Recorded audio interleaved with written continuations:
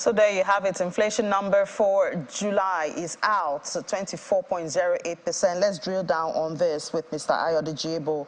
The Managing Director of Optimus by AfriInvest joins us virtually from Lagos. Mr. Aibo, good morning, and thank you for your time. Good morning, and thanks for having me. So 24.08%, can we say the worst is over? We were still expecting more.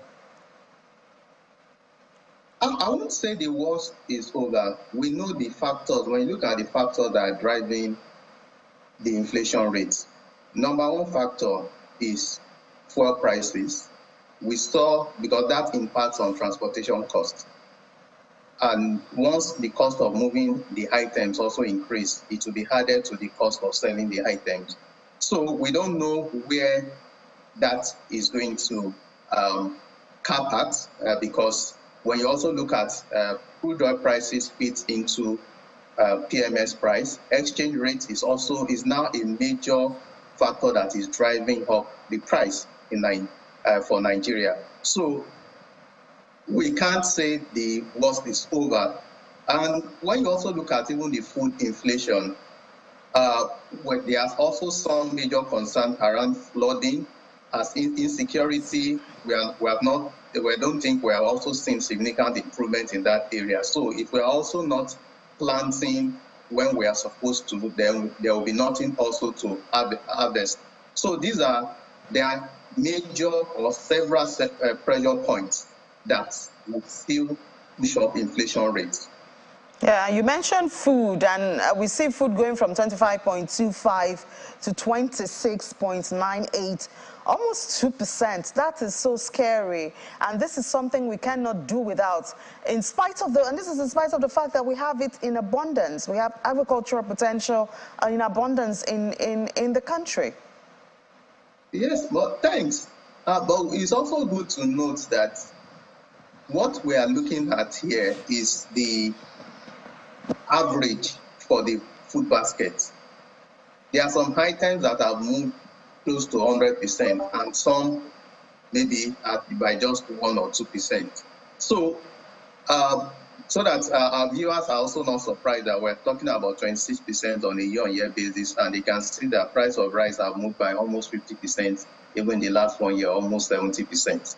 So this is a basket, and really it's scary. You know, wages are not increasing, and when we talk about real wages relative to what you actually receive, is declining day by day, because companies also don't have that leeway to increase salaries due to a lot of the challenges. Because what happens is that when prices increase, the ability to demand will reduce, which will affect production. And if they are not able to produce more due to lower demand, it leads to downsizing or that is being impacted. There are some inefficiencies that we also pay for that we need to take care of. The cost of bringing things from the north by road to Lagos, if we have a good rail system, it will be cheaper, which means that if we can bring down significantly the cost of transporting food items, it means the selling price would also decline. So these are areas where we need to focus more on. In planting, if we take care of insecurity, that can even be like a quick win. If we can take care of insecurity and people are able to go back to the farm and they plant more, it means that the supply would increase. As supply increases, that may also bring down prices. These are some of the things that can be done to food prices account for about 50% of the total basket. So to bring down inflation rates or to reduce the prices of things, we need to remove some of those inefficiencies.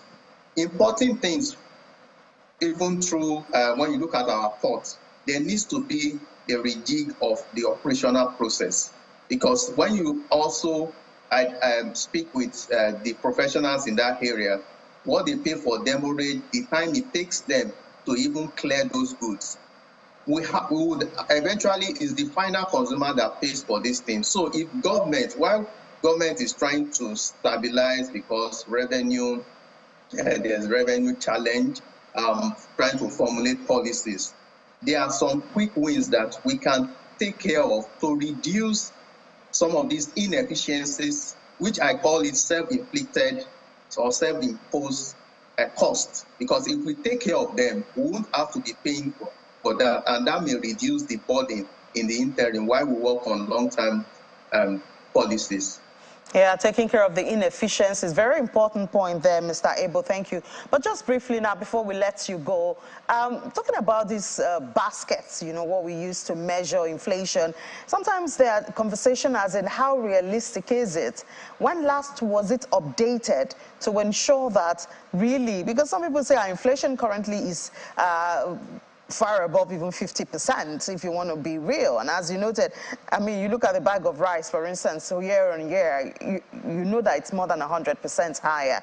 But how realistic and how can we, okay, let me say with how realistic is it? How can we make it really capture the reality when we talk about inflation and some other data in the country? Okay, thanks. We'll first of all look at when last was the basket constituted. I think, if I'm correct, it should be in 2009.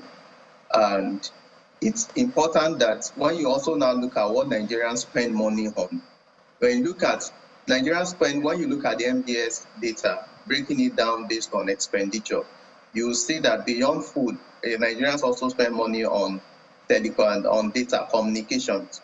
So there's a need to reconstitute that basket to reflect what actually the inflation rate is.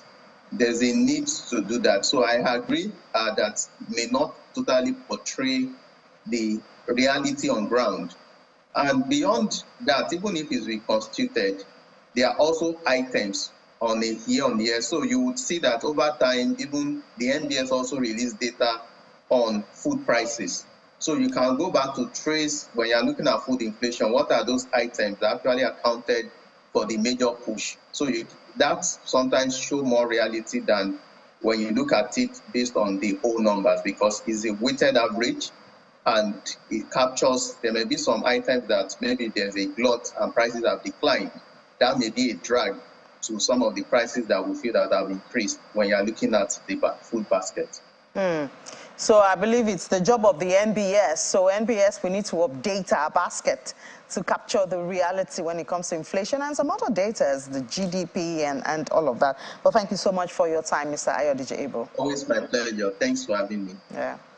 All right, now we'll take a break, but during that break, we'll tell you about what FBN Holdings has done. They had an AGM yesterday, and this is in spite of the fact that there's a matter in court concerning that. And at that AGM, they agreed that the sum of 17.9 billion naira is set to be distributed to shareholders of FBN Holdings PLC as dividend accruing from the group's earnings in 2022.